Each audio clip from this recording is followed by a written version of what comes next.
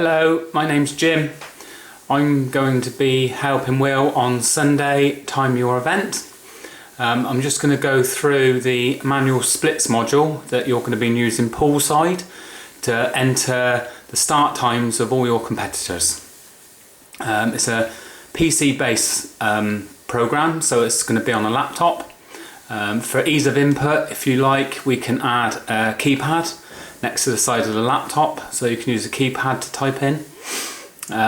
It's going to be connected either wirelessly, if we have range depending on your position of the van and the swimming pool, or if you have internet connection within the swimming pool, we can connect to it via the internet. So maybe we could look at that on Saturday when we come up. I'm just going to go through the module. So on the day, this split at the top here is going to be called swim. You've got a race time down here, which is the time from the first person starting their wave. Because it's wave starts, it's going to be from the first person. So your start time here is 12 o'clock. So what we can do is just change the start time to, say, your first person goes off at 8 o'clock. So that changes the start time, and then you get a race time. So that's going to be the time from when the first person started, and then it's going to give you an accumulative time. So it might be quite handy so that you know where you are during the day. And you've got the time of day, which is obviously going to be when you press enter. That time is taken as that competitor's start time. You've got a counter here, so you know how many people have started. So basically what you do is type in the number. So if we type in number 2, and then they're in the pool, as soon as the person says go, you just press enter. Right, and now that enters in their start time, and as you can see, we will add competitor information as well. So you can add in category, name and gender. That might help for reference during the course of the morning. The module will only accept one race number at a time. You can't do a string of race numbers. So for the first people that start, obviously you're going to have 4 people in the pool. So you're going to have to enter in like bib number 1 start, then bib number 2 start, and then 3 start. Once you get a few people swimming, then it's just going to be dropping people in when you require. If during the course of the morning you make a key in error, so you instead, let's just say instead of number 1's going to go, and by accident you type in number 11 and you've already entered that time, then we give you a sheet of paper just to make up any key in errors. So you just put in the number that you typed in and the time of day that you typed it in, and then we'll take that list so that we can delete that time from our database. If then, once you've wrote that down, just highlight that number 11, and then you want to insert a time, because obviously you need that time to be inserted for the number that you keyed in wrong. So let's say it was number 1. So you type in number 1, and then you type in the time of day, which is going to be highlighted for you. So just type in 11:40. Sorry, 1940. 34, and then OK. So that's going to add them in as well. And we've still got this number 11, which is the rogue one, which you're going to write on your list so that we can deal with that back at the van. During the course of them, if you look down here, you've got a delete button. You can actually delete these passings, but once it's entered into the database, which is, you can see this DB column, so it says it's OK. So we would have already received that information. So if you did think, oh, I've keyed in the wrong number, I'd just delete it, like so. That will not remove it from our database. That'll only remove it from your manual splits module. So if any errors, if you could just write them down, that would be great.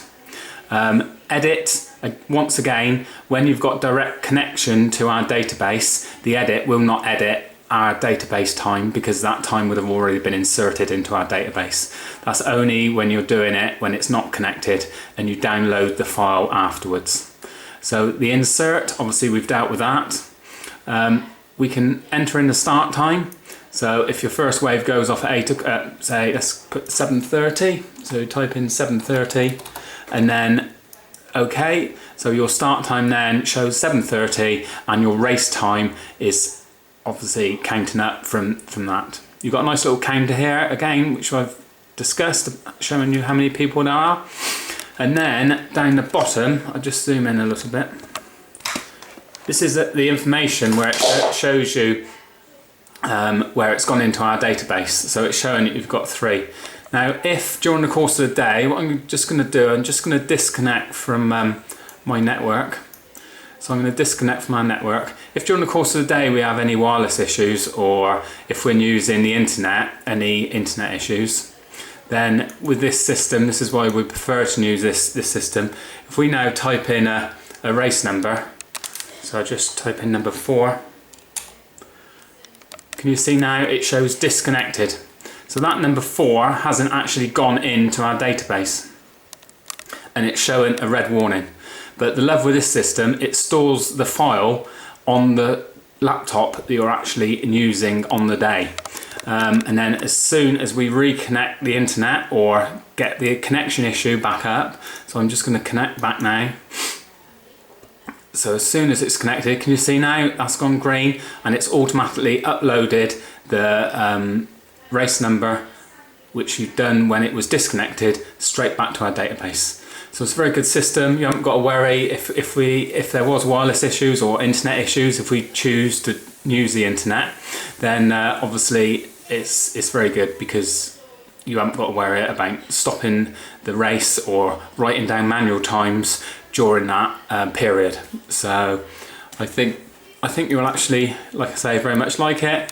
Again, you've got names coming up here, and that would be the names of your competitors during the morning. If you have any questions, then please, by all means, just reply from this email, and I will answer those questions. If you decided that you wanted 2 laptops, then I'm sure we could accommodate that. If your swimming pool did have internet access, then that would be by far the easiest way. But obviously we would need power for the second laptop. The laptop that we will supply you on a day, we've got a battery power pack for it, and it's powered off of a car battery, which is obviously ideal because it's a poolside. I know some people don't allow mains power going poolside these days. So if you're happy doing it with our battery and our battery pack, then that'd be brilliant.